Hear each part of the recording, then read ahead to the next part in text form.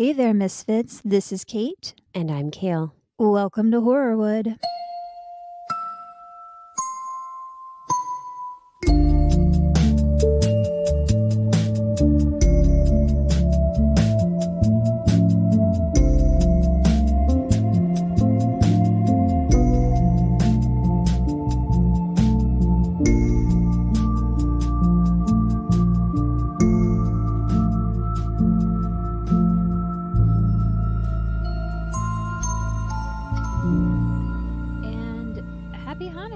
Today's the first day of Hanukkah, so happy Hanukkah if you celebrate that.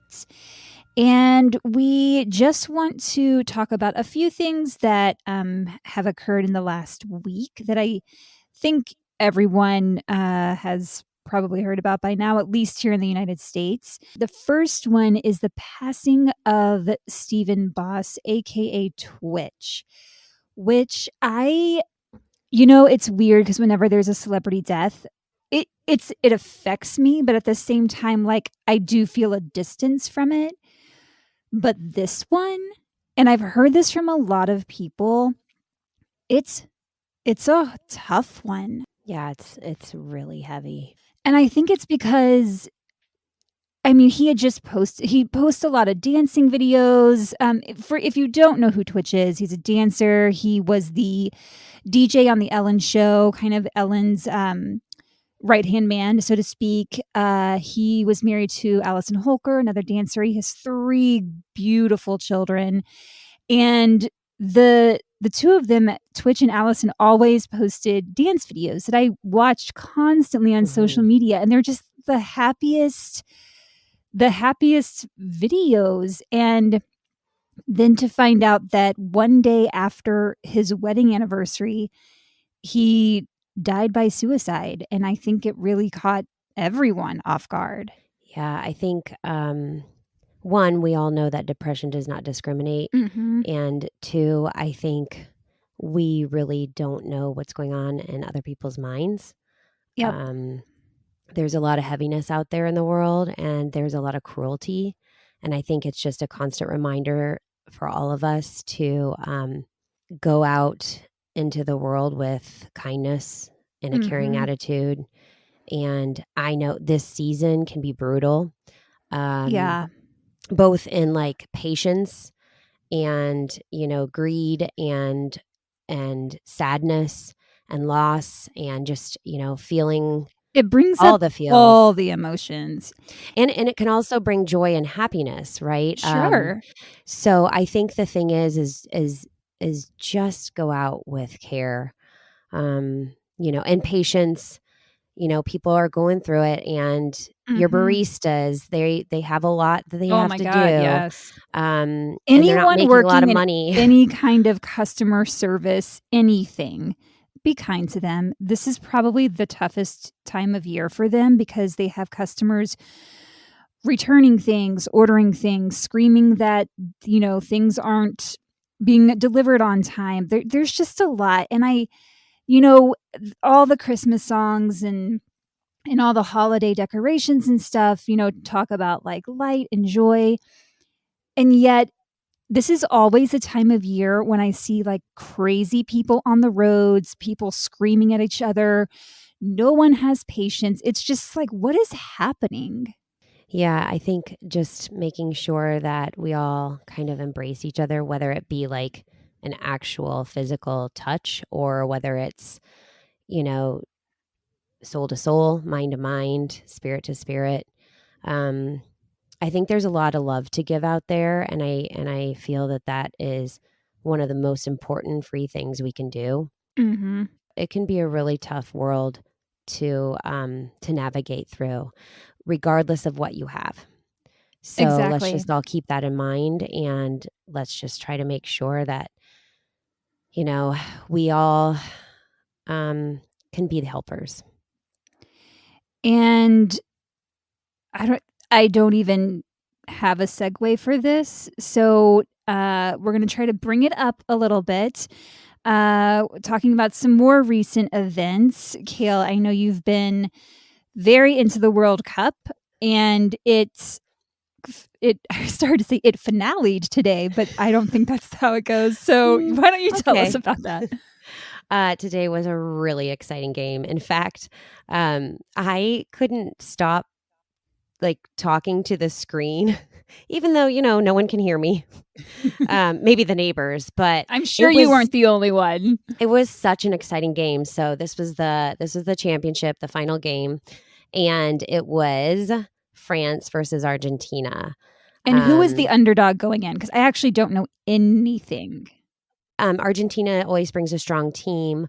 I think, the thing about Argentina is they have Messi, who is really a goat of soccer. And he had not won a World Cup. So I think they had won in like 1978 and 1986. He's been playing probably 17 years. Oh, wow. Anyway, at the end, they ended up having to do penalty kicks because it was tied 3-3. And Argentina got it. They got more penalty kicks than France, and so they won the game. And finally got their World Cup. Congrats, Argentina, and to that guy that Kale mentioned that I'm sure everyone else knows. Lionel Messi. So that's awesome. For Argentina. And another thing that happened this past week was the finale of White Lotus. We're not going to give any spoilers. But I'm just going to say I liked season 2 even more than season 1. And I usually don't say that. Yeah, I think I would agree with that. And mostly because they were in Italy and Sicily. So I had gone to Italy this summer. And I was like really feeling the vibe, right? I was worried when it first started that it was going to be like the same plot lines as season 1.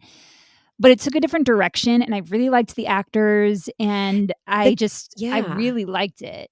The character development on this second season just had more depth. And I really liked that. Yeah. I really liked it. We're not going to give anything away, but go watch it if you haven't watched it yet.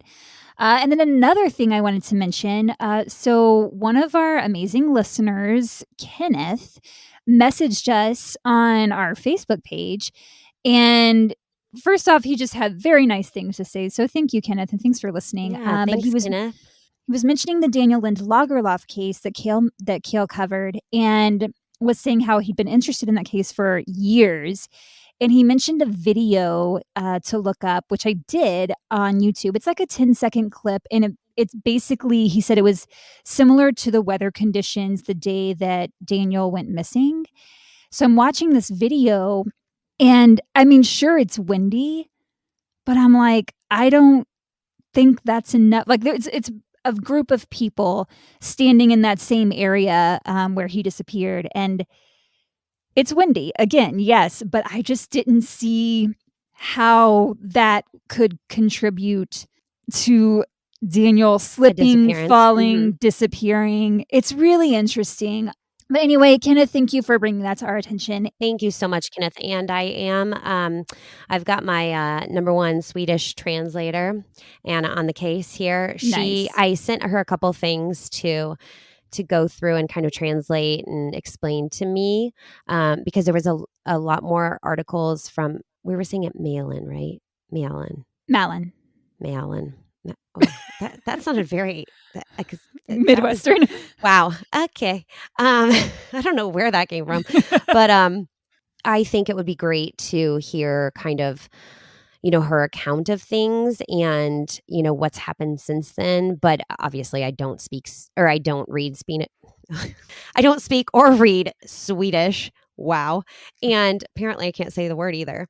So yeah, we have got her working on that, and we will report back for sure because it is something that's awesome. Anything that's like has to do with a disappearance and then something unsolved continues to kind of haunt me or like have me think about. And so I really appreciated Kenneth reaching out.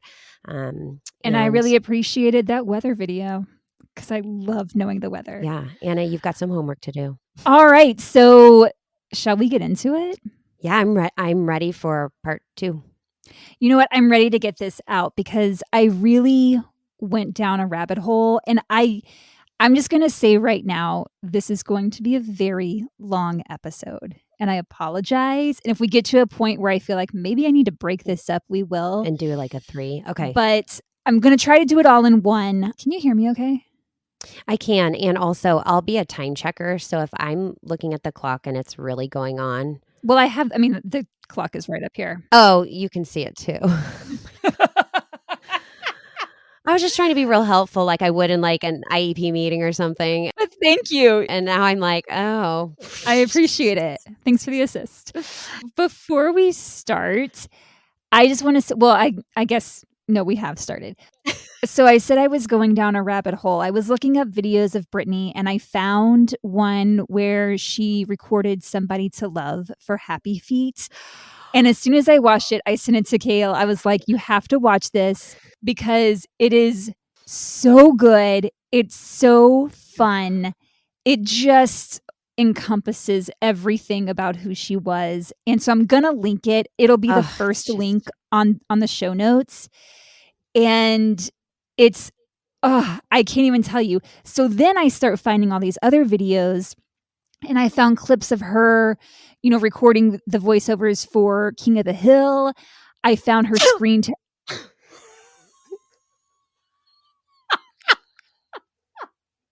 Oh my God, I'm so sorry. It like came out of nowhere.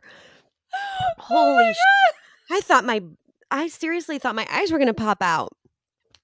Like it just came so fast and out. Like I couldn't even stop it or anything or like move my head or anything. Shit. Seriously, I swear my face just like I gotta take a hold Your on. I gotta face like went directly into the microphone.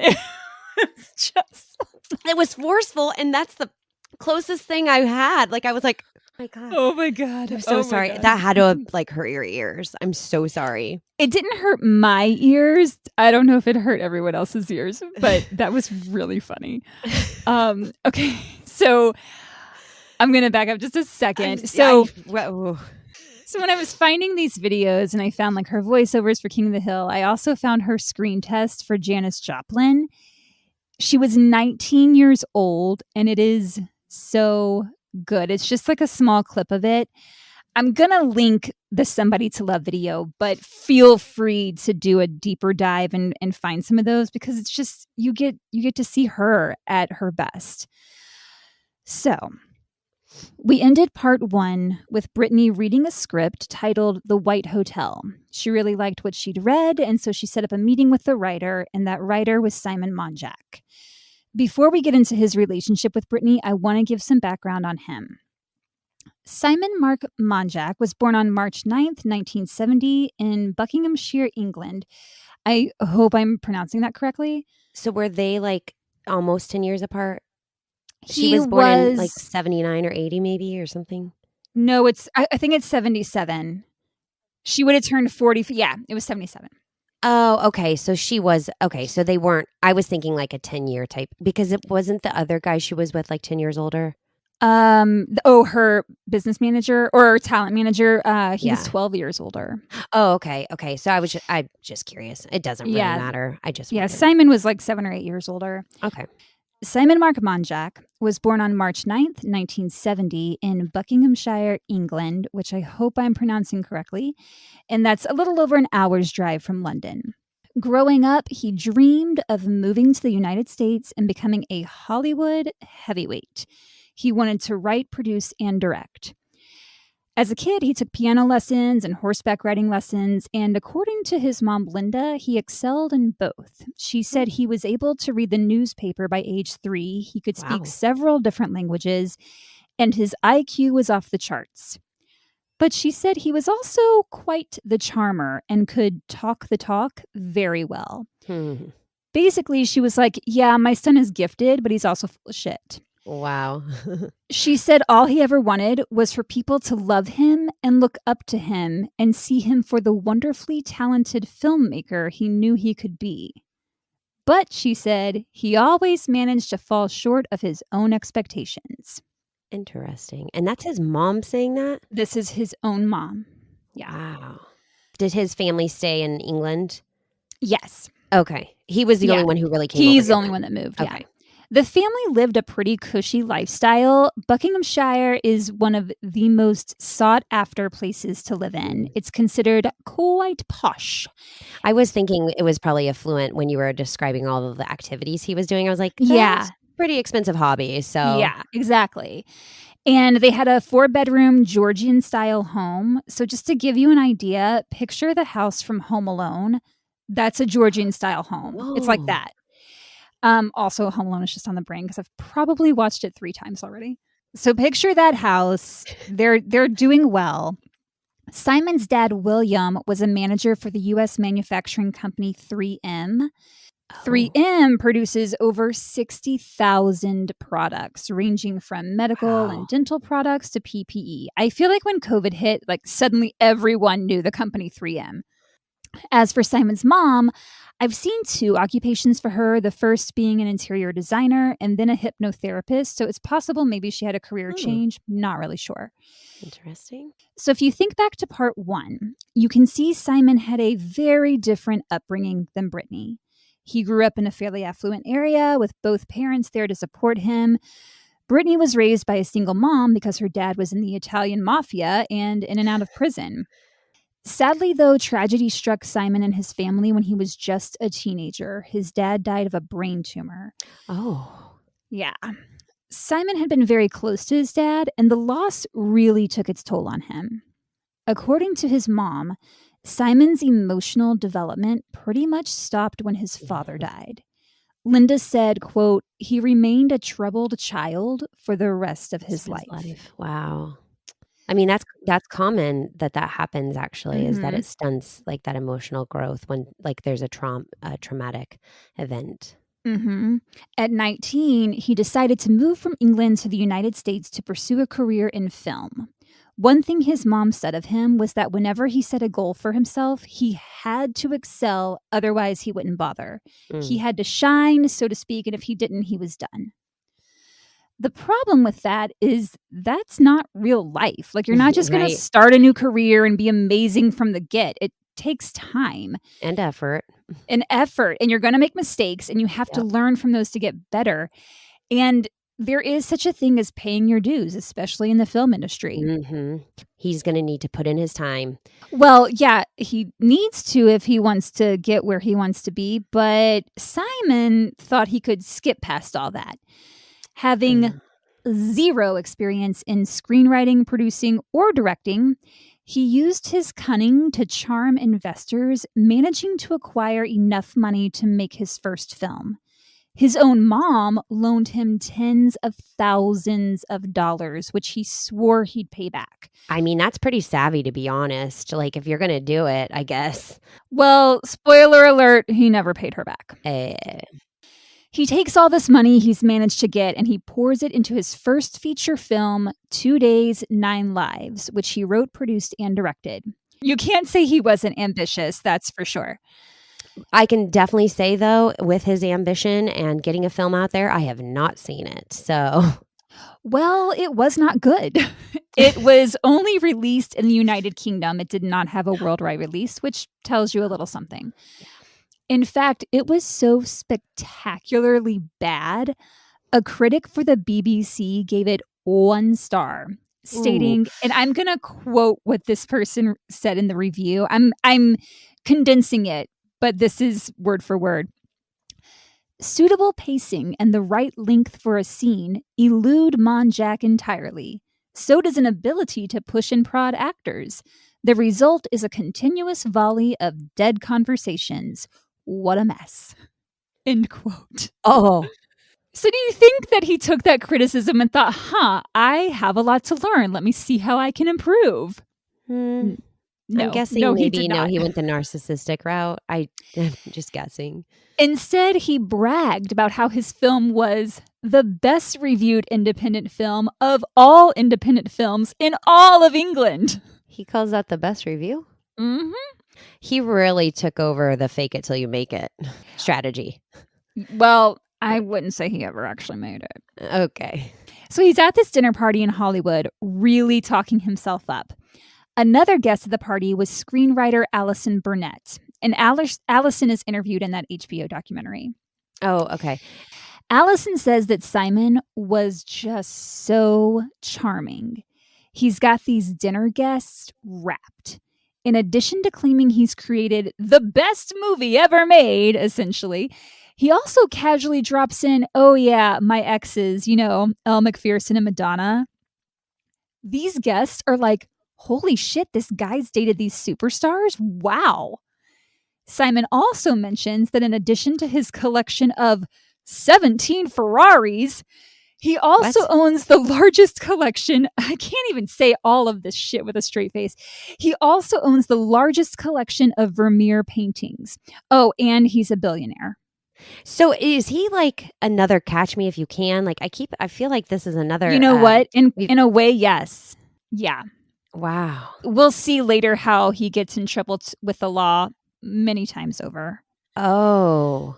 So as far-fetched as all of it sounds, these dinner guests were buying it. That is how good this guy was at manipulating people and charming them to get them to think what he wanted. I mean, his own mom called it out. So like, Exactly. He's good. Yeah. If it, right?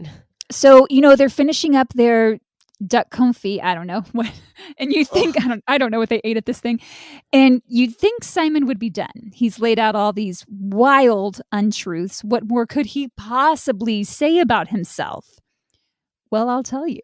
He's like, guys, one more thing. I used to have terminal brain cancer, but I paid like $1 billion to have this experimental treatment done. Yeah, the doctors just took some cartilage from a shark's fin and gave it to me, and bam, I was cured. What in the flying fuck? Because that's how his dad passed. Well, you kind of hit the nail on the head.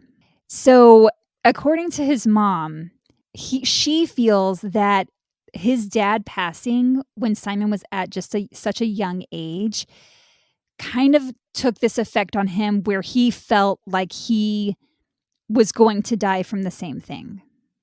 So he just made up a bunch of lies because he thought he was going to die? He just made up a bunch of lies because he just wanted people to like him, to trust him. And the thing is, people did. And they were like, whoa, incredible. You had this shark fin treatment and you're cured. With the shark fin treatment. Wait, did you look that up? Is that a thing? You know what? Let's do that right now. Because I am just like, what if it really is? Okay, looked it up. So here is what I have. Shark fin has long been used in traditional Asian medicine. Shark fin soup is regarded as a tonic that promotes general well-being, and shark fin has even been claimed to have anti-cancer properties. But I guarantee you, he just Googled that and was like, oh, I'll use this. I got it. Guarantee you. So after the dinner, Alison Burnett calls up a friend of his in England and is like, hey, I just met this filmmaker, amazing guy. He did this film, 2 Days, 9 Lives. Have you heard of it? And his friend was like, no, but I'll check it out. How could I miss seeing the best reviewed independent film of all independent films in all of England? So the friend goes to see it and calls up Allison afterwards and is like, so saw the movie. It sucked. And Allison's like, God, let me check into this guy. And he finds out from Simon's ex-girlfriend that Simon is full of shit and everything he says is a lie. Allison said, I can't stress enough how convincing this man was. I mean, he must have been, especially I think Brittany Murphy, she was clever herself. And I would think that she would fly right past a guy like this. That's the thing. He was able to manipulate very intelligent, successful people, and he did it over and over again. So Simon Monjack earned the nickname Conjack in Hollywood circles. Oh, damn. So he's already shot himself in the foot professionally, but in his personal life, he managed to attract really beautiful, smart, independent women. Just 1 year prior to this infamous dinner party, Simon was dating a woman by the name of Elizabeth Ragsdale. Elizabeth talks about how charming Simon was. The night they met, she said as soon as he started talking, she was captivated. Just 2 weeks later, he proposed and she said yes. 2 weeks after they met. Yep. Okay, I've seen a picture of the dude. I was and just I going don't to find him say, attractive in the least. So neither did she. She walked in and was disappointed, but she said as soon as she sat down and he started talking, she was like, wow, that is the power that this guy was able to have over people. and he has an accent. Let me tell you, they're pretty nice. I mean, a British accent is not bad, but the words coming out of his mouth are bullshit. The relationship between Elizabeth and Simon wasn't great, and she alludes to some non consensual sexual experiences. Basically, he raped her. He also made comments about her weight. He bought her a cell phone and told her she could only call him. So Very he's trying to controlling. control her. Yeah. Exactly. She says that one night in particular, Simon wanted to have sex and she didn't want to. That should be the end of the conversation. Right. You don't want to? Okay. And then you Okay. go to sleep. But not Simon. Simon starts to cry and tells Elizabeth he has spinal cancer and has to go to Monaco for an experimental treatment using shark fin cartilage. Oh, so he's a pathological liar as well. Oh, yeah. Narcissist, pathological liar, possible sociopath. I don't know. Yes, yes. So with Elizabeth, it's spinal cancer. A year later at the dinner party, it's terminal brain cancer. His sob story worked, and the two ended up having sex. They talked about having kids, and Simon said, well, we should hurry up and conceive because once I get these shark treatments, I'll be infertile.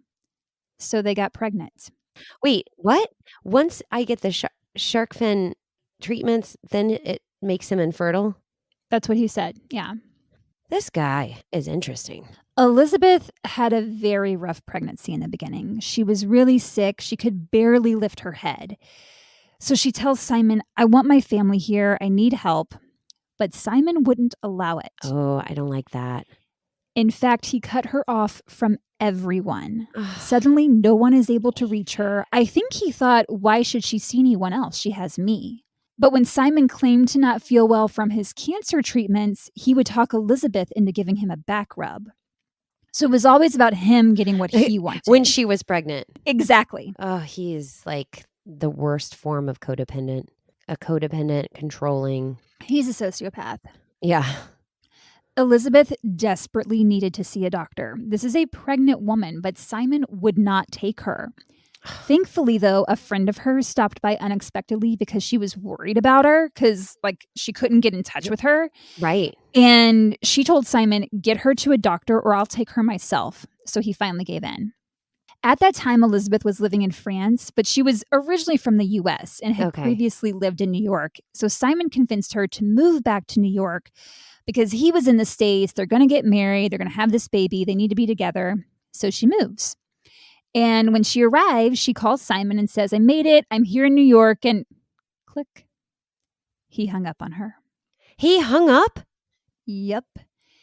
He flat out ghosted her when she was 4 months pregnant and she never saw him again. So did she have the baby? She had the baby and he never met him.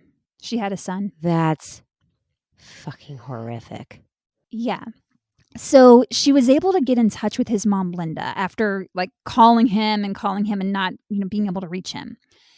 And Linda basically told her, yeah, he's all lies, but I think he believes his own lies. He's full of shit. I'm paraphrasing.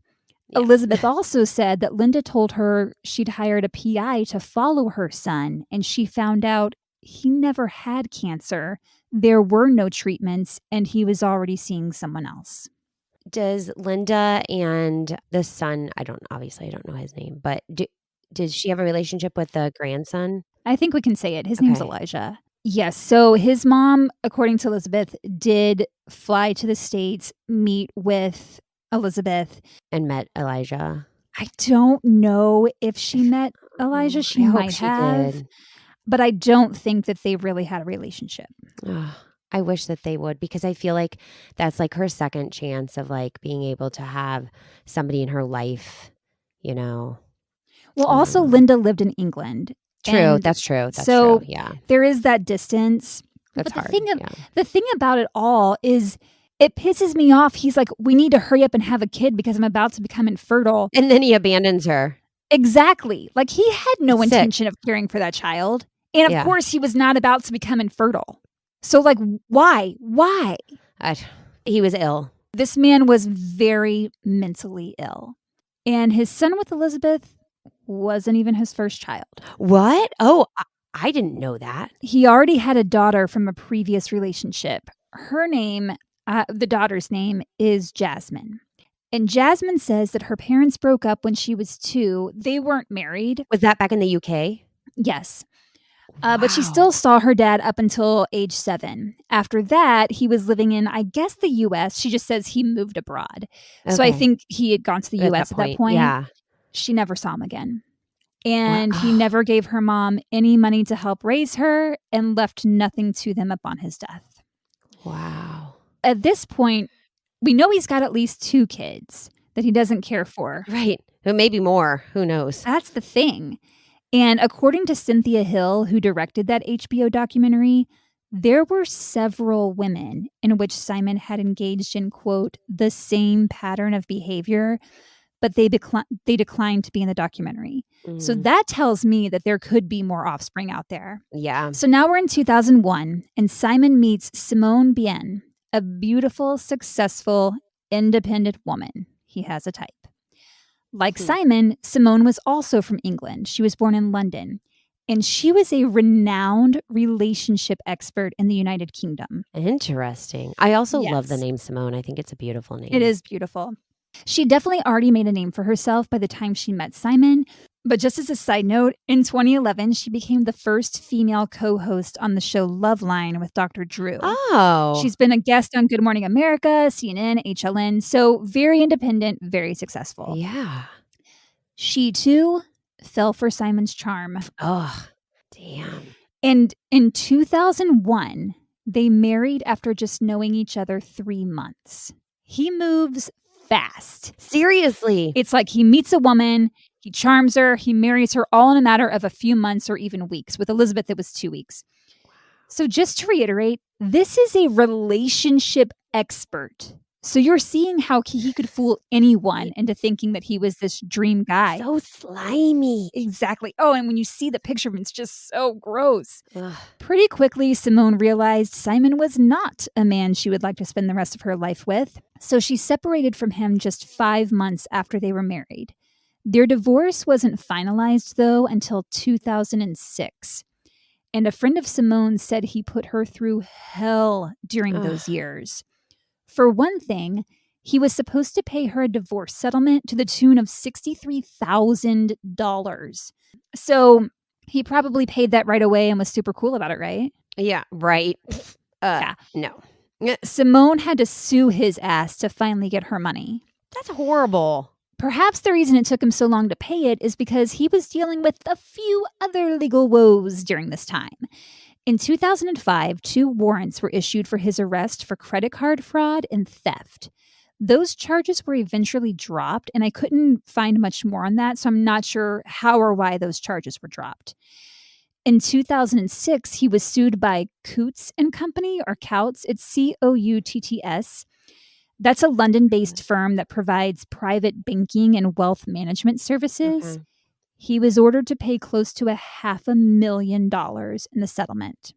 He was evicted from not 1, not 2, not 3, but 4 homes between 1997 and 2006. Then comes the movie Factory Girl, which is about Edie Sedgwick when she met Andy Warhol. Oh, I've heard of it. Yeah, the film stars Sienna Miller as Edie and Guy Pearce as Warhol. Okay. Ironically, Brittany Murphy was considered for the role of Edie. It was written by, I hope I'm saying these names right, but I'm probably not, Captain Mausner, with a story by Aaron Richard Golub. Factory Girl was directed by George Hickenlooper. But if you look the film up on IMDb, which, if you don't know what IMDb is, because I'm probably going to reference it a lot in this podcast, it stands for Internet Movie Database, and you can just find out all kinds of information about movies, shows, whatever. So if you look the film up on IMDb, there is another writer credited as well, Simon Monjack. The thing is, But did he write it? Factory Girl was not written by Simon Monjack. Okay. I'm like, that doesn't sound right. You are correct, Kale. Not even the story was by Simon Monjack. But he threatened to sue the production if he didn't get a writing credit because he said they stole the idea of the movie from him. Oh, good grief. There is no record of him ever even so much as writing an outline with this story. I think he literally woke up one day, thought to himself, hey, someone should make a movie about Edie Sedgwick and Andy Warhol. Then when he heard about this film, he was like, that was my idea. George Hickenlooper, the director, made a statement that he posted to IMDb saying, quote, Monjack had nothing to do with Factory Girl. He filed a frivolous lawsuit against us, making bogus claims that we had stolen his script. He held us literally hostage, and we were forced to settle with him as he held our production over a barrel. Damn. It's like they were just like, you know what, given so that we can get this done. Because he was hounding them. And, he didn't have any money because he'd been sued and evicted from so he just was like, I'm going to stand strong and get this money because I need it actually to be able to, I guess, survive or whatnot. But damn. Having his name attached to that kind of film gave him some clout. Yep, clout, yep. Simon, of course, denies these claims by George, but we'll see later that he likes his lawsuits, that one. I'm not shocked. Also, the more that you communicate this story and the background, the more in my head as it's going forth, I'm like, how did Brittany entangle herself with this guy? That's the thing. It's so easy to think that, but when you see his pattern and you see all of these very intelligent, highly successful, independent people who actually do have money, who actually do have clout, they all fall under his spell. Yeah. So I can definitely see how she did. So meanwhile, Simon starts using this bogus writing credit to attract investors in the film industry for, all those hit movies he's making. He ended up hundreds of thousands of dollars in debt. Mm-hmm. All of this was going on with Simon just prior to him meeting Brittany Murphy. During this time in 2006, Brittany was still working on King of the Hill. The music video for Faster Kill Pussycat was released, and she had 4 movies come out that year, including Love and Other Disasters and Happy Feet. Seriously, go watch that video I mentioned. It's so good. Yeah. The director of Love and Other Disasters, Alex Kashishian, I hope that's how you say it, spoke with People magazine in an interview that was released just this past Friday. In it, he says, quote, Brittany was an amazing light, but she had a lot of demons. So let's remember back to part 1. Hollywood was not always kind to Brittany, as is the case for many young women there. She was constantly being criticized for her looks. First, she was too fat, then she was too thin. She was accused of having an eating disorder, of doing cocaine. She also went through a very painful and public breakup with Ashton Kutcher. Not to mention the fact that she had been working professionally since she was a child. She was the breadwinner of the family and her mother's caretaker. So that's a lot. I think anyone would struggle with their mental health under those circumstances. Absolutely. So this director, Alex Kashishian, said he actually considered shutting down production on the film, but then thought about how that would put 70 crew members out of work. So they kept going. I can feel that a lot of respect for somebody who recognizes that. It is hard because so many people are involved in a production that if one person is late, I mean, something so small, one person is late, it throws the day. So if you have someone who is sick or needs to be out for a few days, particularly if that is your star, right, you are putting the lives and the livelihoods of dozens and dozens, if not hundreds of other people, on the fence. Or I'm not sure that's the right metaphor, but I get what you're saying. So this director, he just directed the Selena Gomez documentary, My Mind and Me. Oh, I watched that. And he said he saw a lot of similarities between the two women. So he actually did shut down production when he saw Selena struggling. He said, I hope that I've gotten wiser with age, and I hope that I'm more compassionate. Oh. So we know the mindset Brittany was in at this point. she was struggling. She was at a low point. And remember, she had just been engaged twice, but both engagements were broken off. And you might also remember that Ashton Kutcher said he had never met anyone who wanted to get married more than Brittany. Enter Simon Monjack. Brittany had just read his script for the White Hotel, which magically had just come across her desk. I am sure Simon engineered that. Oh, yeah. Because as we learned later, in a creepy-ass interview he gave after she died, he had, quote, kept an eye on her since she was 17 years old. Oh. A child. He earned his creep badge a long time ago. Oh, yeah. Once the two of them met to discuss the script, they were inseparable. Brittany found him quite charming. Here's this man. He's a little older. He seems to have it all together. He's supposedly a billionaire, so she doesn't have to worry about him going after her money. And he survived the shark fin. I don't know if he told her about that. And he seems like someone who could take care of her for a change. Her mom, Sharon, approved, which Brittany was not going to do anything without Mama Sharon's approval. Yes. And Simon didn't seem to mind that moving in with Brittany meant moving in with her mom, too, because Brittany and Sharon lived together in that big old mansion. Mm-hmm. He was probably like, oh, thank God for some shelter. I think that's exactly what he thought, actually. Brittany's friends grew concerned when she started dating Simon. Allison Burnett, that filmmaker I mentioned, who was at that dinner party, said he actually called up Brittany's agent and was like, hey, you need to warn her about this guy. She needs to know that Konjac over there is a compulsive liar. And the agent said her manager had tried warning her and she fired him as a result, which I'm sure Simon persuaded her to do. Yeah, of course. Yeah. Kathy and Jimmy said that when Brittany was at work on King of the Hill, everybody was kind of scared and freaked out by how quickly and deeply Brittany had fallen for this guy. Kathy said, who was he and what was happening? She wanted to marry him. And I said, honey, it's not been long enough. Just a couple months after they began dating in February 2007, Simon was arrested and went to jail because his visa had expired. What was he arrested for? Do we know? His visa had expired. Oh, just, okay, for that. Okay. Brittany paid to bail him out. A few weeks later, Simon calls his mom, Linda, and says, guess what? Brittany and I got married. Linda was upset that she hadn't been invited to her son's wedding. But as it turns out, no one was. There was no wedding? Oh, there was a wedding. Oh, there was a wedding, but no one was there. But no one was invited. They hadn't even announced their engagement, and no friends were present. And Brittany's like 20s at this point? She was 29. 29? Okay. I'm pretty sure it was just Sharon and the rabbi, and I feel like Simon used her to get a green card. Yeah, well, that's just my I was going to bring that up earlier, and then I was like, oh, I don't know where the story's going, so I just keep my mouth shut on that one, but I wondered. Once it was announced they had wed, it's all over the tabloids and magazines. Yeah. Elizabeth Ragsdale, the woman he ghosted, was riding the train home from work. And she pulls out her Us Weekly magazine, just like a little light reading after work. And one of the headlines was, Brittany Murphy, married to a con man. Oh. She said the first thought that came to her mind was that poor woman. Oh, yeah. As soon as she got home, she started writing a letter to Brittany. Really? Yeah.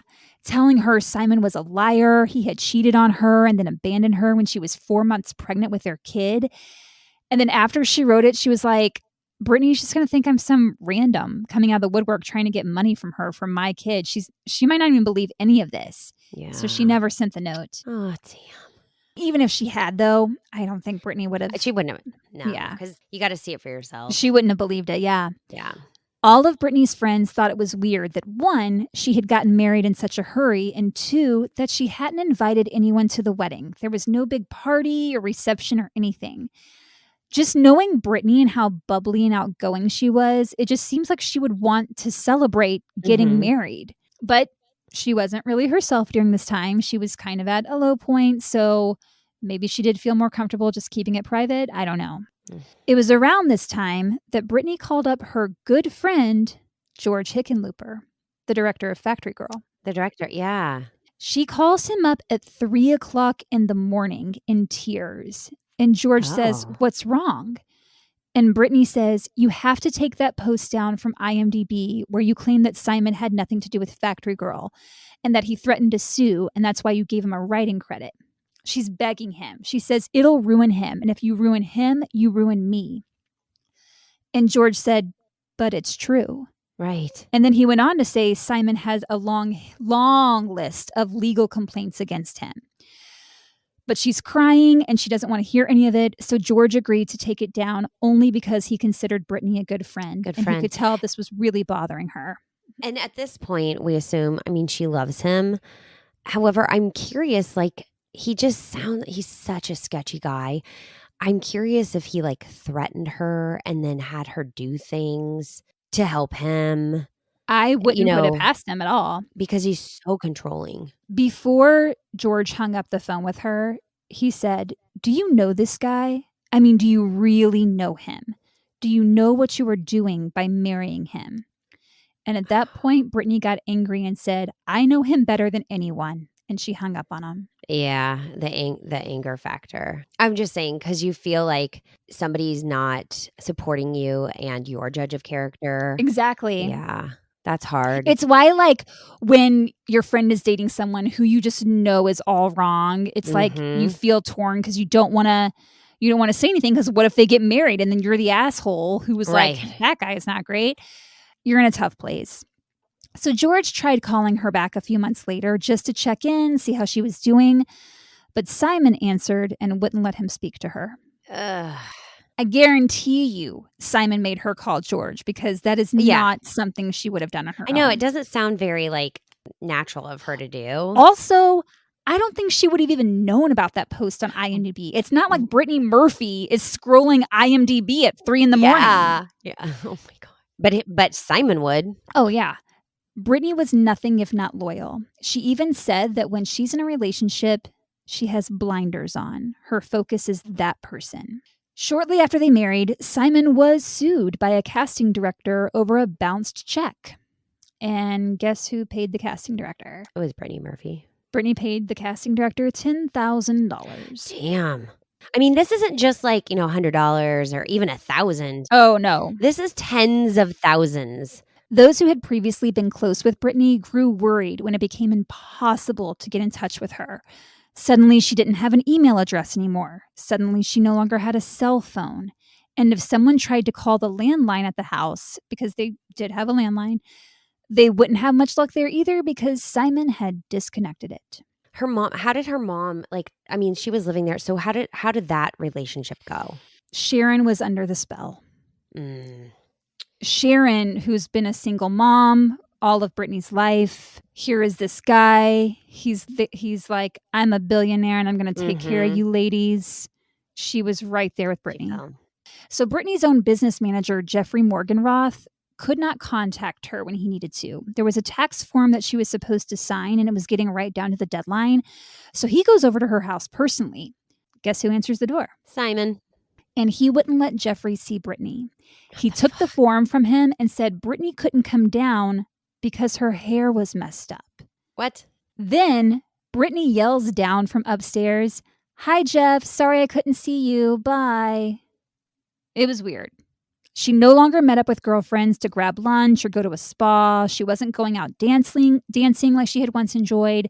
She wasn't going out at all. I was going to say, she doesn't sound like she sounds like a homebody. Like she doesn't leave the house. Once she got with Simon, she basically just stayed in her house 24/7 with Simon and Sharon and her dog, Clara. Simon liked to stay up late, and he would do these creepy photo shoots in the middle of the night with her where he would dress her up like a doll and take pictures of her. Dress Brittany up like a doll? Yeah. Since when does a grown-ass man refer to his wife as a doll that he likes to dress? Dress up. That's the thing. That's the creep factor. The only times Brittany went out was to go to work, which Simon drove her to. And he probably selected what she was going to do. Oh, yeah. He started telling her which projects to take. Yeah. When he would drive her to work, he would then sit and wait there for her all day. Ew. Anytime she had a break, she wasn't off working on her lines or eating lunch with the rest of the cast. No, She was out there with him. she would go out to the car and sit with Simon. And that's sad because now her name is just attached to him and everything that she was about. It's just sad. That's the problem, yeah. And when he would drive her home, Brittany was always hesitant about staying in that house. Yeah. It was haunted. If you remember from part 1, Britney Spears was the former tenant of the house, and she felt like there were bad spirits there, which is why she abruptly moved out. Leaving her furniture there. I remember that. Yeah. Brittany Murphy also had a bad feeling about the house. She felt it was unlucky. And she would always ask, can't we just stay in the Beverly Hills Hotel or something? But Simon would say, no, we have this big, beautiful mansion. We're going to live in it. Simon also played into her fears of the house by claiming they were being spied on by the government. Oh, boy. Simon believed, and subsequently made Brittany believe, well, and Sharon too, actually, that the government had targeted them because they had given support to a woman who worked for Border Patrol. Her name's Julia Davis. She was a whistleblower that had exposed a security breach in 2004, well before Simon and Brittany got together. Simon felt it was these government spies or whatever that had tried to have him deported. And there's a lot more to this. I'm just not going to go into it here, but you can definitely find more about this particular security breach and the aftermath online. So in response to feeling like the government is after them, Simon installed 56 security cameras inside and outside the house, along with a scrambling device that would encrypt their conversations so these quote-unquote spies couldn't hear what they were saying. He is delusional. It's, yeah, it just seems so far-fetched. And, when you're like, when I'm researching all this stuff, I'm just like, how? But then you have to think like Brittany's state of mind, where she was in her life. If her mom is all for this guy and she, looked up to her mom. Yeah, I can see how people can fall into that trap. Yeah. Simon was quickly gaining complete control over both Brittany and her mother. They both started deferring to Simon. Everything went through him. Simon even convinced Brittany to fire her entire team, her agents and managers, because he said he was going to manage her from now on. So not only is he trying to control her, but he's also putting himself on the payroll. Of course he is. He starts telling her she needs to lose weight. She needs to cap her teeth. She needs to change this or that.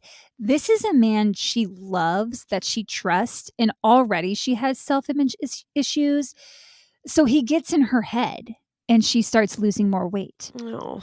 Tabloids can't leave it alone. There are more accusations of an eating disorder, more claims that she's using cocaine, news that she fired her whole team. Hollywood has labeled her as difficult now.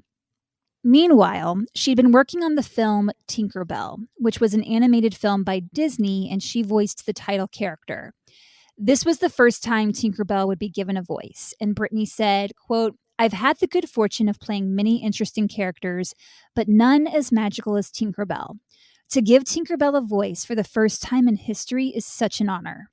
But the film wasn't coming out. There were all these delays. Mainly, there was a huge shakeup in leadership at Disney, so things out of Brittany's control. Right. But the next thing you know, Disney announces the movie's release with Mae Whitman voicing Tink. And it became understood within the industry that Disney didn't want to be associated with someone labeled as a drug user, who was also married to a man that has all these legal troubles. Disney claims that she simply quit the film due to a scheduling conflict. So, there's that. Make of that what you will. Right. Tinkerbell wasn't the only movie in which she was replaced. Happy Feet 2 was in the works, and it was assumed Brittany would reprise her role as Gloria. Like Disney, however, Warner Brothers didn't want the bad press that Brittany brought to the table, particularly the rumors about cocaine usage. So they told her she would not be coming back. She was devastated. Yeah, especially if you're not using, you just, you want your role back. And the thing is, I don't think she ever used cocaine. I really don't. I don't either. I feel like it's not something that she would do unless somehow somebody was manipulating her to do something like that. I don't know. I just feel like she was more of a wholesome person. But who knows? I don't know. Mm-hmm. So she cried for hours at the news that she would not be in Happy Feet 2 because she had loved working on the first one. The movie was released 2 years after Brittany's death with singer Pink in the role of Gloria. It was released in 2011, and a lot of reports state that Brittany was replaced because of her passing, but that wasn't the case. She had been Right. fired. It was before that. Okay. On top of that, in 2009, Brittany was also written out of the movie The Expendables. She was set to play the girlfriend of Mickey Rourke's character, and the two of them had worked together before in both Spun and Sin City. It's unclear if she was dropped from the film because of what the tabloids were saying or if producers just didn't feel a need for her character. Mm-hmm. But regardless, Brittany was suffering one setback after another in her career. It was like this really bad game of dominoes. And Simon was the pusher of the dominoes. Mm-hmm. On top of that, she has the added pressure of being the caregiver to not only her mom, who was dealing with neuropathy at this point, but also to Simon, who claimed to suffer from seizures. For pretty much all of 2009, Simon would have seizures as a result of falling from a ladder? ? Simon also claimed the seizures were tied to brain tumors. So he has a lot going on. Right. Got to get that shark fin out again. I know. Where's the cartilage? When he would have one of these seizures, his arms and legs would flail about and Brittany would rush to his side. She basically had to climb on top of him to hold him down because he weighed 325 pounds. Wait, what? She weighed 115 pounds. So she's like climbing on top of him to try to subdue him. She then used a spoon to keep him from swallowing his tongue. This happened repeatedly. Huh. So things are kind of spiraling at this point. But rather than be surrounded by people who could bring her out of that, Simon was there just feeding on her vulnerability and her loyalty to him. And Sharon was underneath the spell too. He quickly gained more control over her life and career.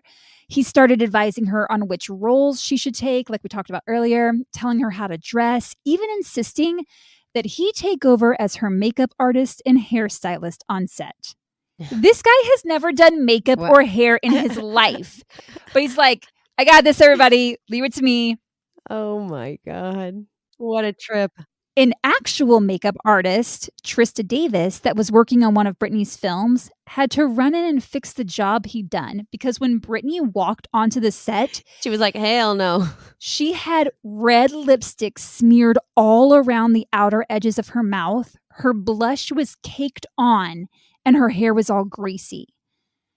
That's how Simon had made her. That's nuts. And Trista said he wouldn't even watch the monitors during shooting.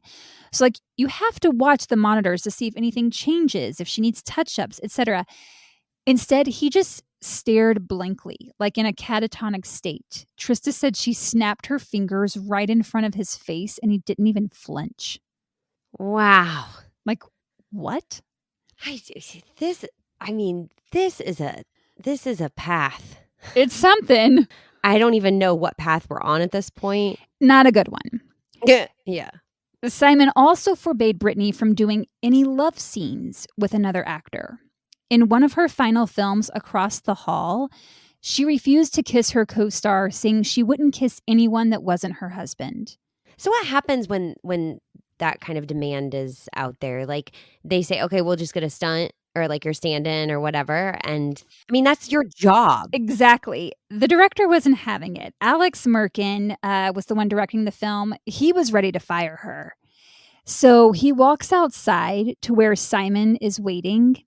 Within earshot, gets on the phone and loudly starts talking about he's ready to drop Brittany from the film because she won't kiss the co-star. Like enough for her to hear or for Simon to hear? For Simon to hear. Okay. Yeah. I mean, he did it intentionally. Yeah. Yeah. So, of course, Simon immediately goes to Alex and he's like, oh, let me talk to her. We can work this out. She'll do whatever you want. Brittany's coworkers noticed the negative impact Simon had on her. When she would go out and, in between takes and sit with Simon, she'd come back onto the set and just be in a completely different mood. Like she could start the day out, really light and happy to be there and energetic. And then she'd sit with Simon, come back in, And it was like Jekyll and Hyde. She was Wow. just completely down, just insecure. It was scary. It's unfortunate because it's like a spell is on her. Like she Exactly. That's like what this guy did. She was becoming thinner and thinner to the point where, according to a makeup artist that worked with her, she could barely stand. She was oh, gaunt. wow. The last time Kathy Najimy saw her, she said, "I didn't recognize her anymore. Brittany was just cloudy and gone." Oh, this is heartbreaking. It's awful. Brittany's last time on set was for a film called The Caller that was shooting in Puerto Rico. Brittany, Simon, Sharon, and their dog Clara all flew down. As soon as filming started, Simon showed up to the set apparently intoxicated and was reportedly very disruptive. I read in a couple of reports that he even hit someone, Whoa. but I don't know if that's what happened. Regardless, to say he was definitely drunk. Mm-hmm. Production told Brittany to get Simon off the set, but she refused. So they fired her just 2 days after filming had begun. Oh, whoa. Reports start swirling. Brittany Right. Murphy fired from latest film because of husband Simon's behavior. And remember how earlier I said Simon liked to threaten lawsuits? Yeah. He slapped one on the He had his lawyer call producers and threaten to sue unless they made a statement that the parting of ways was mutual and that Brittany wanted out because the film had turned into a horror film and she wouldn't do horror. What? I Yeah. cannot. My It's God. like the most ridiculous thing. So the three of them and the dog hung out in Puerto Rico for a few days after she was fired and used the time as sort of a family vacation. However, during this time, Simon and Sharon came down with flu-like symptoms. On the flight back to LA, it was reported that paramedics had to board the jet after Simon became, quote, incoherent. Simon stated to the Daily Mail that that was a lie, that he just had an asthma attack. Interestingly enough, he went on Larry King shortly after Brittany's death and said that he had a heart attack on that flight back. So, which is it? Who knows? Asthma attack, heart attack. Same thing, right? Right. Oh, no. Shortly after they got back to LA, Brittany came down with a bug. But rather than going to a doctor, she relied on prescription drugs to help her feel better. She and Simon apparently practiced their own form of what they considered to be holistic healing, which really just meant they avoided doctors and managed to get a variety of medications using different names. Simon had her believe it was best she not be seen going to a doctor because, quote, paparazzi might get a shot of her and everyone would think she was sick, which could hurt her chances of getting jobs. God, he is just Mm-hmm. blech. So instead, Simon liked to stay up late and he would keep her up with him. They'd order food at 2 or 3 in the morning. They'd stay up all night watching TV. She was clearly not getting the rest she needed. This went on for 6 weeks, and Brittany was 6 getting weeks? progressively worse. Yeah. On the Larry King interview, Simon says Brittany just had a bit of laryngitis. And he said, "I have no idea what to do with laryngitis. I'm a rabbi, not a doctor. I pray instead of prescribe." So you're a rabbi now? This guy is like, he's a hypochondriac. I think he has Munchausen. I think there's so much going on with him. Mm-hmm. It's interesting that you say Munchausen's because his mom later said that she thinks he had it. I mean, the more you've gone on with this, I labeled it because it fits all the categorical. Oh my gosh, all the categories of what it is to have Munchausen. Like more and more, I was listening. And I'm like, holy shit, it's a lot. And so he says he's not a doctor. He says he didn't know what to do with laryngitis. So call a doctor. They can tell you what to do. He's neglecting her. Exactly. This is this is what child neglect would look like and malnourishment. This is what people get arrested for. It's so scary. It's terrifying. And he's acting like her parent. I know that she's of age, but like she can't even take care of herself right now. She's too weak. But he didn't call a doctor. Brittany, however, did. She'd spoken with a doctor a few times and consulted a pharmacist, but she wasn't improving. She even called Linda, her mother-in-law, telling her that she was having trouble breathing. She said if she walked up a flight of stairs, she was completely out of breath. And she asked Linda, "Do you think I'm dying?" Oh, Linda said, "No, but you need to go see a doctor." yeah. Brittany talked with her mother Sharon about it as well and decided, you know what? I do need to go see a doctor. So on the afternoon of December 18th, which was a Friday, Brittany made an appointment for the following Monday, but she would never make it there. Oh. Now, the following is from Alex Bin Block. He is an award-winning journalist, an author, and at the time, he was the senior editor of The Hollywood Reporter. He was also very close to Brittany and her mom. He'd known the family since 1992 when Brittany was just 14 because she was good friends with his daughter. Brittany and Sharon became part of Alex's extended family. They often had dinners together, celebrated birthdays, and spent holidays together. Alex was also one of the people Brittany recruited to donate blood when her mom was in the hospital battling cancer, and he was the one to give the eulogy at Brittany's funeral on Christmas Eve. Oh. So I state all of that so that you know this is a credible source. Mm-hmm. He got the following information from speaking with Sharon and Simon, but said that he realized everything Simon told him was exaggerated or a flat out lie. So Brittany's made the appointment on Friday afternoon to see the doctor Monday. The next evening, Saturday night, the family did what they usually did. They sat around the house. Brittany wore her pink Beverly Hills hotel robe over her monkey pajamas. They watched 3 movies: It's Complicated, Public Enemies, and The Princess and the Frog. Okay. And A wide range of cinema going on. They ordered Thai food, which was Brittany's favorite, and Sharon made some soup as well for Brittany to eat. It was a chilly and windy Saturday night. The house was prone to power outages, and this night was no different. The power kept going out, and the backup generator failed, so they had to use flashlights to get around. Brittany had taken several over-the-counter and prescription drugs to try and treat her, quote, laryngitis, as well as medicine that she took anyway just in her regular routine. These included seizure medication, Biaxin, which is an antibiotic, migraine pills, cough medicine, a nasal spray, Prozac, Klonopin, an anti-inflammatory, a beta blocker Simon had given her, and Vicaprofen she used for menstrual cramps. Around 2:15 a.m., there was a blackout in the Hollywood Hills, which affected Brittany's home. She had dozed off, but at 3 o'clock in the morning, the power came back on. And you know how jarring that can be, especially if you're asleep. Totally. All of a sudden, all the lights come on, the TV's going. So this did wake Brittany up. She really wasn't feeling well at this point, so she stepped outside to the balcony that was just off the bedroom to try and get some fresh air. She told Simon she wanted her mom. So Simon calls for her and Sharon goes out to the balcony. Sharon found Brittany lying on the patio trying to catch her breath. Sharon said, "Baby, get up." And Brittany said, "Mommy, I can't catch my breath. Help me, help me." Oh, my God. I wish Sharon had called an ambulance right Like then. 911. Me too.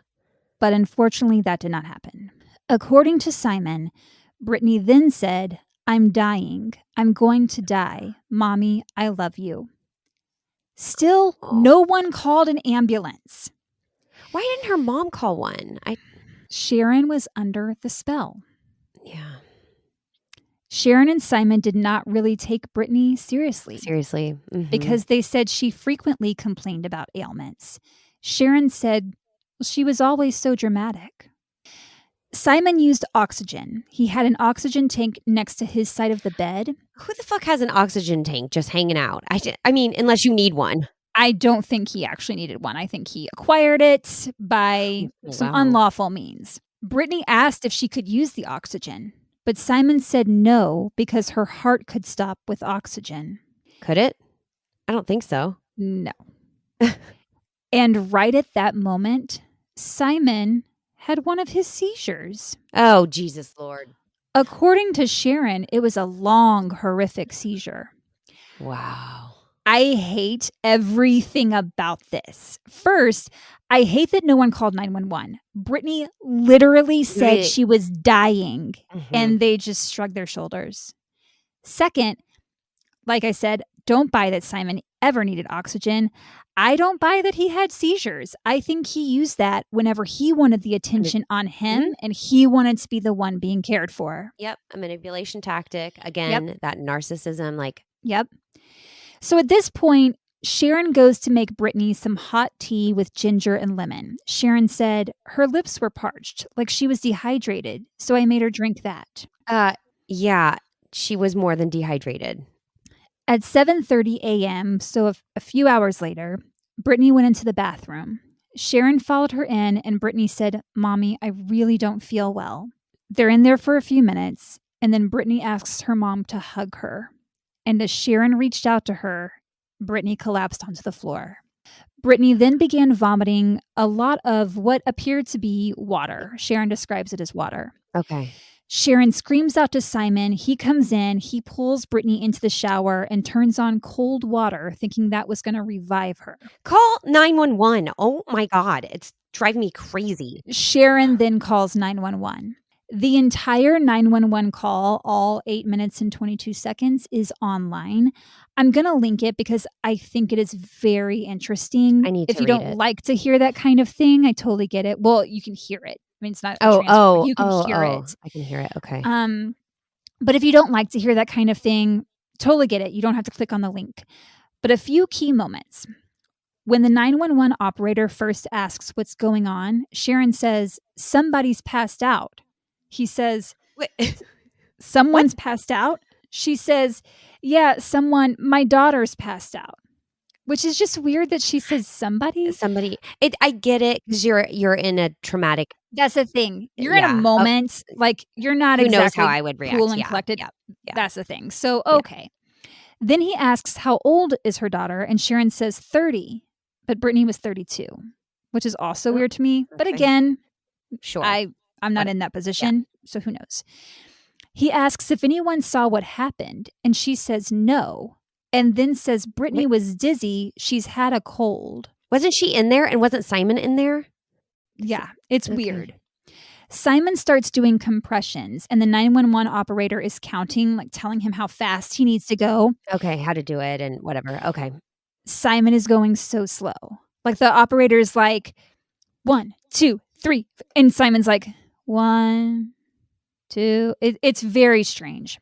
The operator starts saying, "That's too slow. That's too slow." Eventually, Simon just stops counting altogether. Despite the operator repeatedly telling Sharon that he needed to hear how fast Simon was pumping.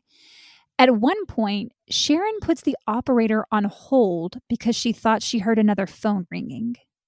What? It's 911. You don't put them on hold. And she comes back, and the operator asks Sharon if Brittany was taking any medications. Sharon says, "What?" He asks again, "Has she taken any medications?"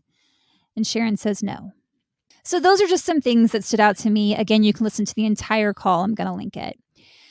When paramedics arrived, they detected a slight pulse in Brittany. Oh. She was still alive, but barely. I don't think I knew that.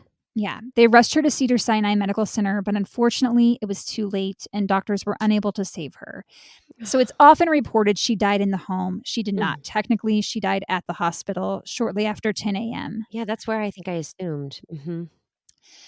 So that account I just gave of what happened the morning she died was from that journalist, Alex Ben Block, the family friend, based on what Sharon herself told him. Sharon later denied his account that she didn't get help right away, saying how dare he accuse her of not doing everything she could to save her daughter.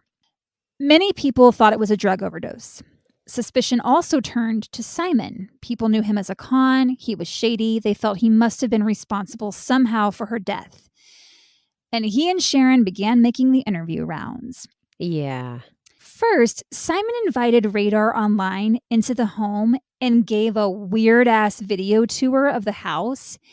He even took them into the bathroom where she collapsed, and he says, "She fell right here." Then he goes through her clothes. He's pulling out pieces and saying things like, "Oh, this one's nice, Louis Vuitton. Oh, I've never seen her wear this." It's the most bizarre thing. He's smoking a cigar the whole time. It's just like, what is happening? But one thing stands out to me more than anything. So Do you remember back in part 1, I talked about an interview she did with Cosmo, and the interviewer asked, what's something your friends tease you about? And Brittany answered, I'm a clean freak and a germaphobe. Germaphobe. Yeah. And I said, just keep that in the back of your brain. Well, in this weird ass video tour Simon gave, you can see the house is filthy. There are piles of clothes everywhere. Every inch of that bathroom was covered in makeup bottles, perfumes. The whole place is disgusting. The sheets on the bed were found to be all twisted and drenched with sweat. There are half-drunk bottles of water on the nightstand, prescription bottles in different names, some open, some empty, along with used tissues. How long was this after she passed? Like a month? I'm A not few sure weeks? when he gave the interview. Okay. It's talked about in that HBO documentary, so they might say in there how much time had passed. It's very weird. And no telling how long they'd been living like that. Right. It's not a place of health and wellness by any stretch. At the time of Brittany's death, there were over 90 prescription bottles on the nightstands. Nightstands are not huge. Every inch must have been covered with prescription bottles. Remember, Sharon told the 911 operator Brittany hadn't taken any medications, but she absolutely had. Another fact that came to light was that after Brittany died, Sharon moved into the bedroom with Simon, and the two shared a bed. Wait, can you say that again, even though I'm pretty sure I heard you right? I don't want to because it's gross, but I'll say it again. After Brittany died, Sharon moved into the bedroom with Simon, and the two shared a bed. They shared a bed. A bed. That is repulsive. It's so gross. They both admitted this, saying that they were just comforting each other. But Sharon later denied that this ever happened.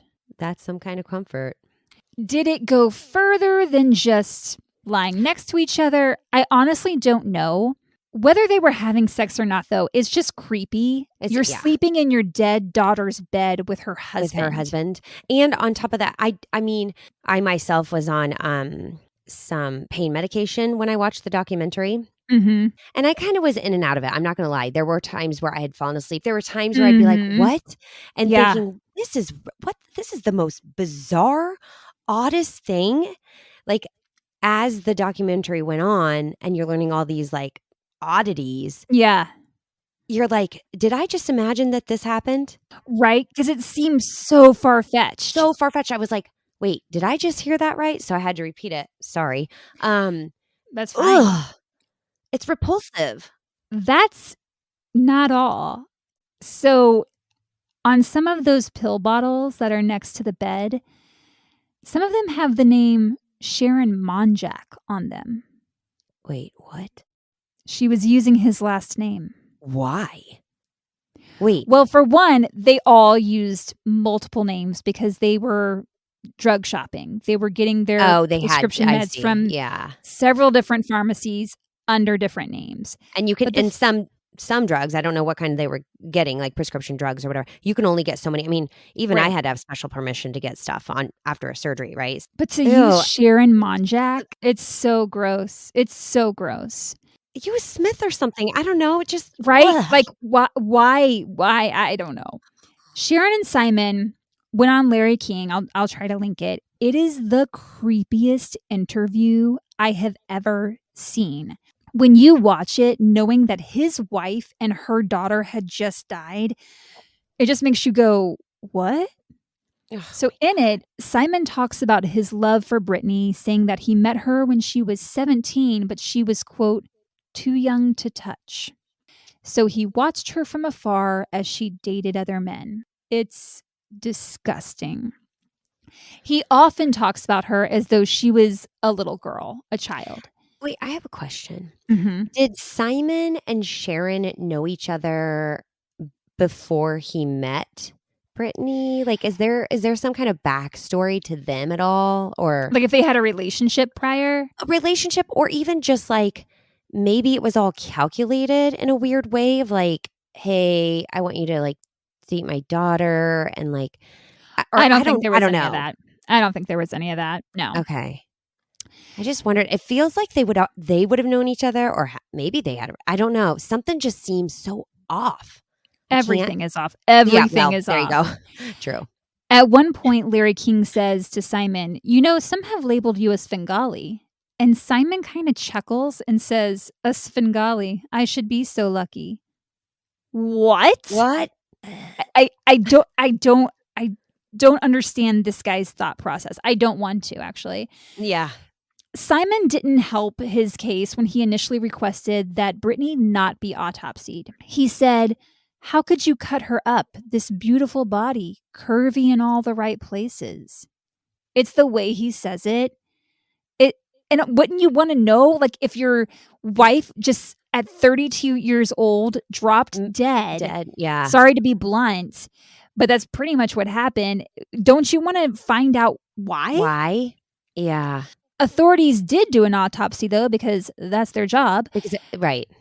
Prior to the release of the autopsy results, Simon claimed Hollywood is what killed Brittany, specifically Warner Brothers Studios. What the fuck? If he's saying Hollywood and meaning himself, well, the shoe fits. He said that Warner Brothers dropping Brittany from Happy Feet 2 devastated her and caused her to die from a broken heart. And it likely did. However, I would 100% believe Hollywood factored into it. Yes. Just the way it treated her, but there's more to it, and he's involved in that. Just a few weeks after her death in January of 2010, Simon even threatened to file a wrongful death lawsuit against the studio because he loves his lawsuits. Ed Winter was the assistant chief coroner and has been dubbed Hollywood's coroner because he has assisted in a lot of high-profile cases, including Michael Jackson, Corey Haim, and Whitney Houston. Oh, wow. He did work on Brittany's case and was interviewed quite a bit afterwards, but the ME that actually performed the autopsy, that examined her, that ran the tests, that determined the cause of death, was a woman by the name of Dr. Lisa Sheinin. She was the deputy medical examiner or forensic pathologist. Dr. Sheinin found no evidence of alcohol or any drugs of abuse in Brittany's system. She did find prescription and over-the-counter medications and determined that the adverse physiological effects of those drugs would have affected Brittany in her already weakened state. I was going to say because of the weakness of her body and just, she had been sick. So exactly. It's also noted on the report that Brittany was thin but not underweight. She was 115 pounds, which for her height was considered within normal range. Dr. Sheinin checked Brittany's hemoglobin levels. For an adult female, the normal range is 12 to 15.5. I've also seen it as 12.1 to 15.1. Brittany's hemoglobin level was 3. Oh. This indicates severe anemia.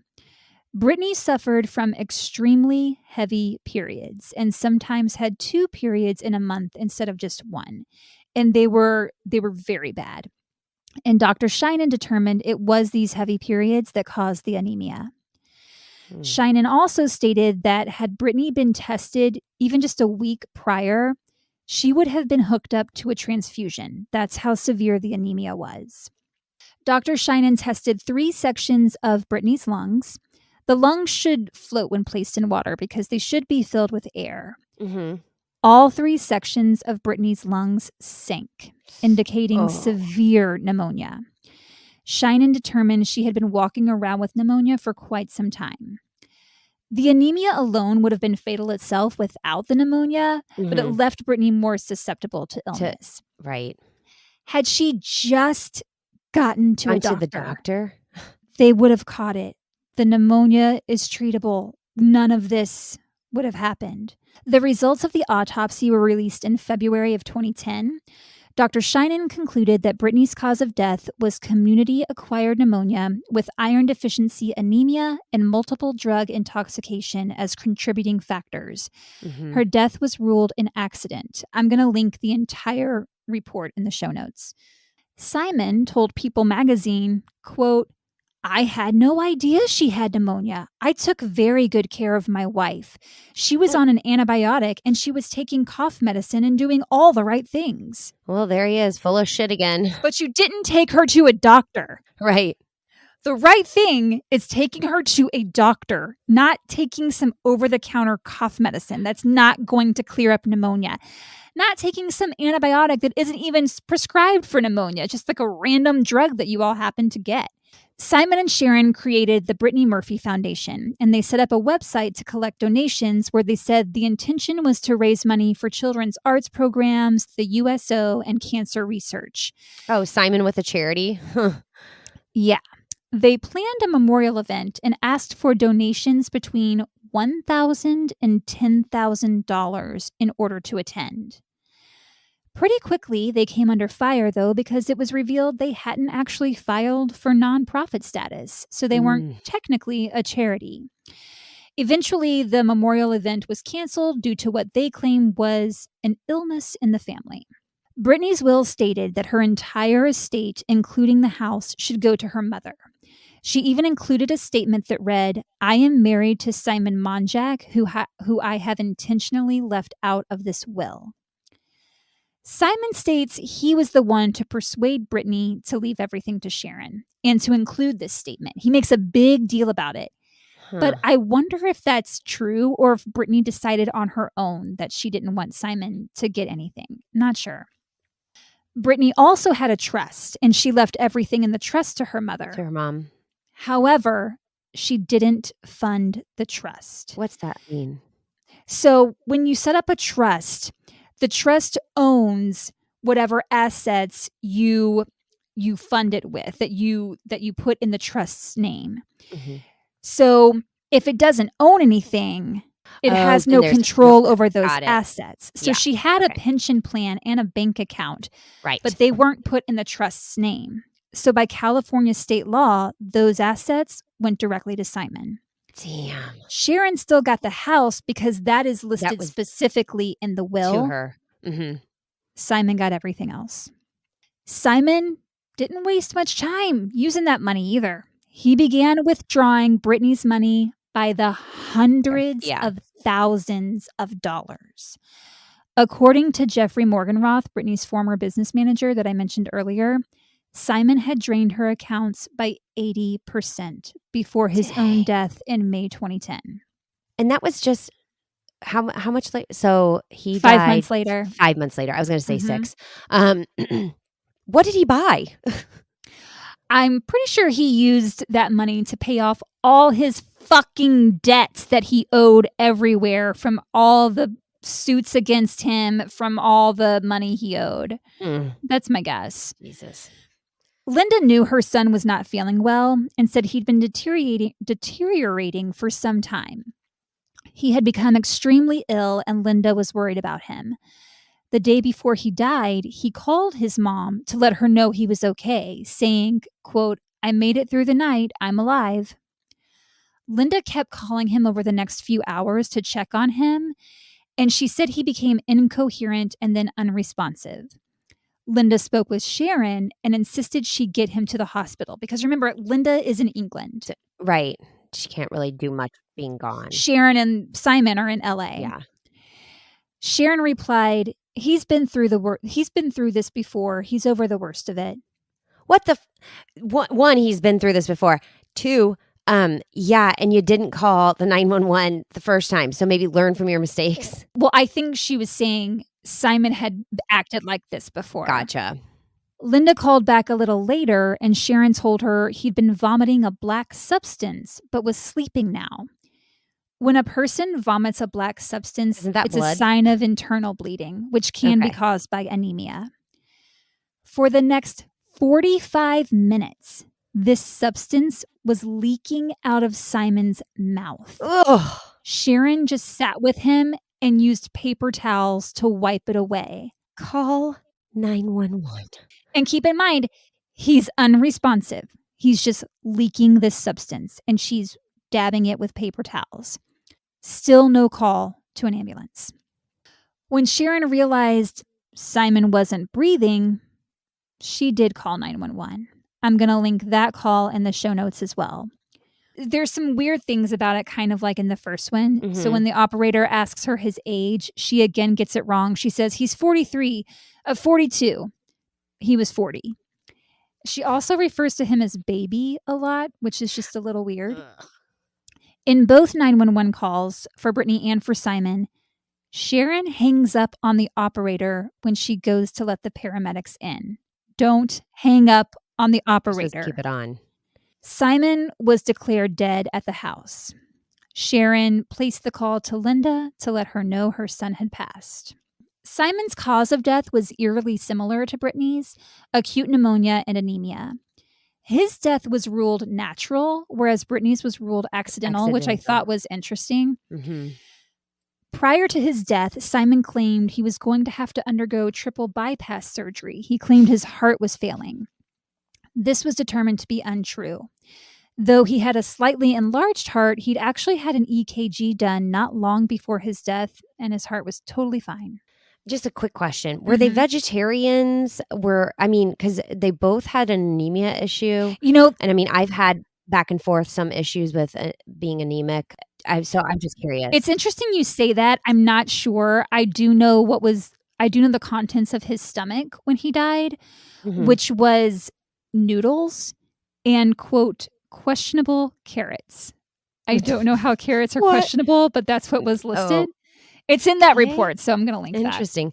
I was thinking, I remember back when the news broke with his death, and I was like, oh, that's weird, but I was always thinking there was some shiftiness when she died.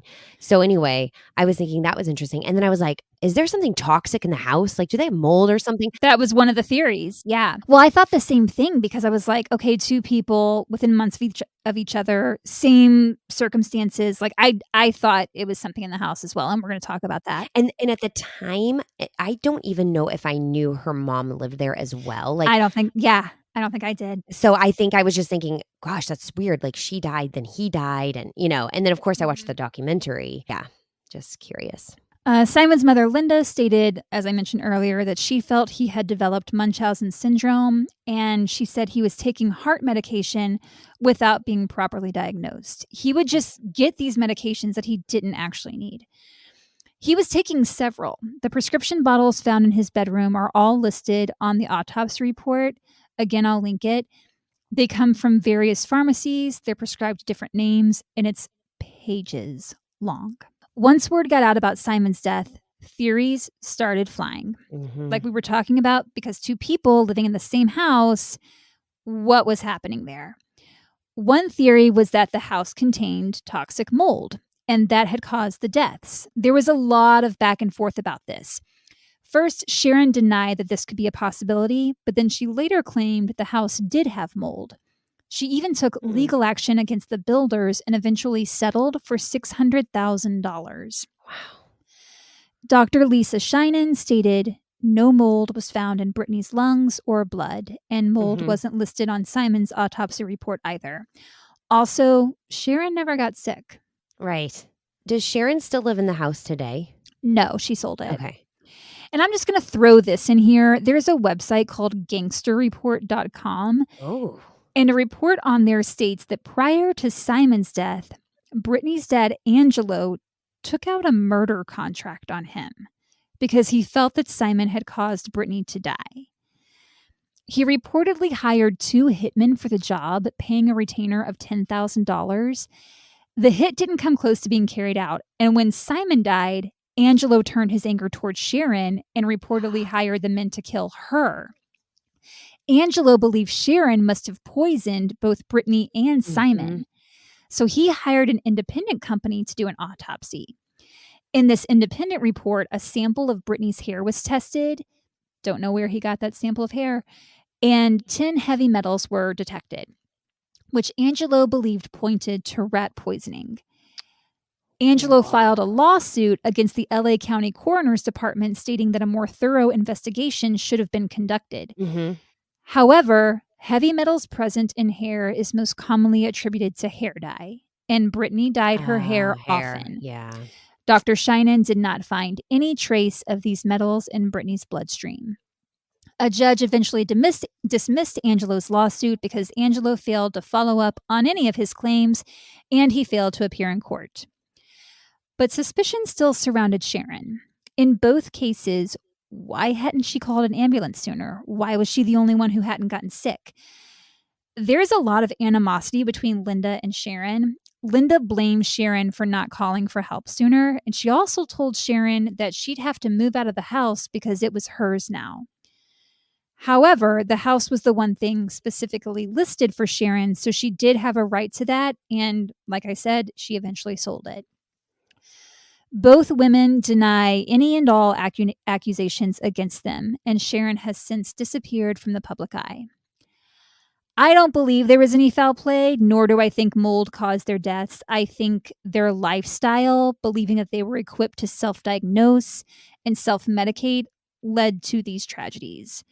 There are so many points along the way where it's like, oh, you should just go to an actual doctor for that. Mhm. But unfortunately, they didn't. I think Simon had both Brittany and Sharon under his spell. Everyone talks about how convincing this guy was. And I think he believed he had illnesses. I think he believed the government was out to get him. I think he believed both he and Brittany would lose out on work opportunities if the paparazzi saw them going to a doctor. And I think he passed this paranoia on to his wife and To her. mother-in-law. Mm-hmm. I think it was a really unfortunate case of an otherwise perfectly healthy woman who was manipulated into not getting the help she needed. And I think both deaths could have been prevented. Yeah, absolutely. I am curious. Do people live in that house now? So they actually tore down the house and Okay. rebuilt, so it looks nothing like it did before. All right. Which I would blame too. 'em. Yeah, Yeah. get rid of that energy. Yeah. Yeah. Cynthia Hill, the director of that HBO documentary, received a lot of criticism because people felt like, one, there was too much focus on Simon, and two, it didn't reveal anything new. But I don't think you can talk about Brittany's death without going into detail about Simon because he was a contributing factor. Absolutely. And you have to look at the patterns of behavior to see how it all ended up where it did. And I think people just really want to believe something more sinister had to have happened in that house or that there were evil motives at play. But I think it's far simpler than that. Cynthia also had a really difficult time getting people to agree to be interviewed for the project because I think a lot of people felt guilty. Right. I could see that. Yeah. Like they should have tried to do more. Yeah. When Kathy Najimy found out Brittany had died, she thought, why didn't I just go over there and take her away? Ashton Kutcher also refused to be interviewed, and when Cynthia was asked if she had spoken with him, she just said, I can't say. Wow. I think even though they hadn't been together for a while, he probably did have some guilt. Of course. Cynthia said everyone she did speak to mentioned the importance of remembering Brittany's kindness. Everyone was so consistent when they would describe her, Cynthia said. She was so generous, caring, and always thinking about everybody else, and I think sometimes that gets forgotten because of all the mystery surrounding her death. She was loved by everyone. And people said Brittany never spoke ill of any of her coworkers. She just didn't have a mean bone in her body. Yeah, she doesn't give that off. Like, yeah, she gives off such light, like exactly, airiness and just sweetness. Mm-hmm. Go watch that Happy Feet video, everybody.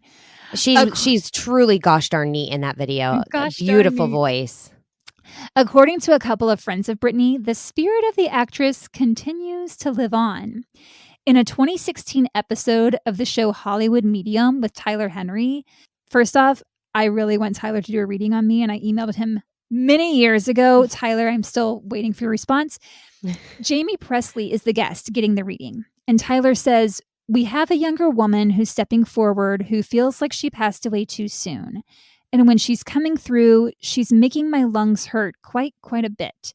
Mentally, this feels strange. Physically, this feels strange. I just saw Britney Spears, so that's usually a reference to the name Brittany. And Jamie says, Brittany Murphy. And then Tyler says that the spirit felt she was in a manipulative situation in her life and was badly influenced. Just a month after that episode aired, Taryn Manning was DJing an event in Toronto. She was in 8 Mile with Brittany Murphy. Mhm. Yep. She starts playing Lose Yourself by Eminem from 8 Mile. And Taryn says to the mic, "Let's give it up for Brittany Murphy, one of my best friends who's not with us anymore." And right then, the sound system shut down. Taryn said, "That was weird. Hi, Brittany." And then she asked for a moment of silence for her. And I said earlier, this case really reminded me of Marilyn Monroe, just in their talents, how they were treated by Hollywood, how their relationships with men set up a pattern that contributed to their deaths. Both were in their 30s when they died, and both had just 30 people attend their memorial service. Really? Mm-hmm. Why is that?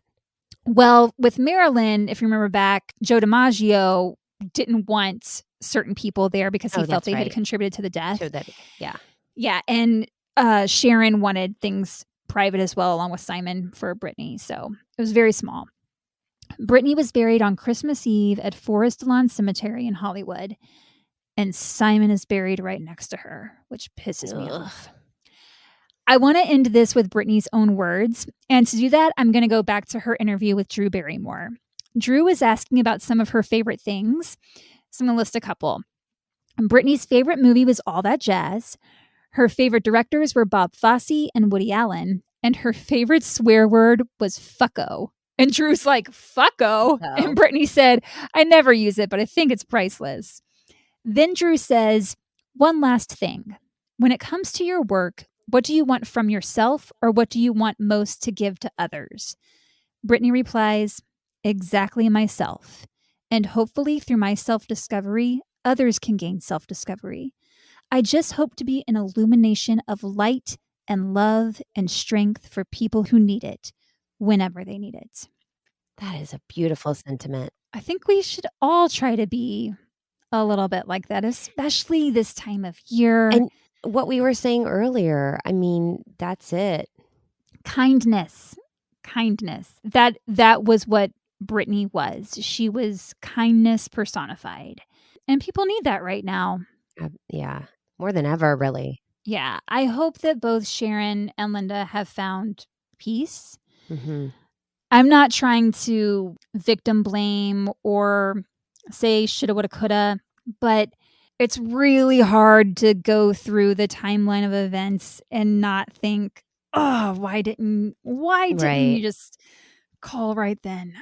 It's hard, but go watch her Somebody to Love video. Again, I'm linking it. It's going to make you happy. Absolutely. When I watched it, it was like midnight and I was really tired. And I was finishing up like research for the night and I got so teary-eyed. I was just like, "Oh, Brittany." So did I when I watched it. Not only is it beautiful and you realize what a gorgeous voice she has and she's so talented. Mm-hmm. Again, we said like she seems so light and airy and she just seems so happy. Like she was really in her element singing it. And I think what I could see from her and what she was exuding was just, she was proud of herself. She was so talented. She was so great. She was definitely gone too soon and could have, I mean, who knows where her career could have taken her. Yeah. And in the meantime, you can leave us a comment. Let us know what you thought about this. Perhaps you listened to it on your drive to your holiday destination, or maybe you're just listening to it as you're wrapping gifts or whatever you might be doing. But let us know. Just say hi. You could do that through our email at horrorwoodpodcast@gmail.com. Or you can follow us at any social media, including YouTube, at Horrorwood Podcast. And if you're feeling so inclined, please rate, review, subscribe, any of the three, all of the three. We would appreciate any of it. As well as you could also join or subscribe to our Patreon and become a beloved Patronian. Yes, at patreon.com/horrorwoodpodcast. Happy holidays. I hope that everyone has a safe and warm and enjoyable holiday. And we will be back with another episode next week. See you soon, Misfits.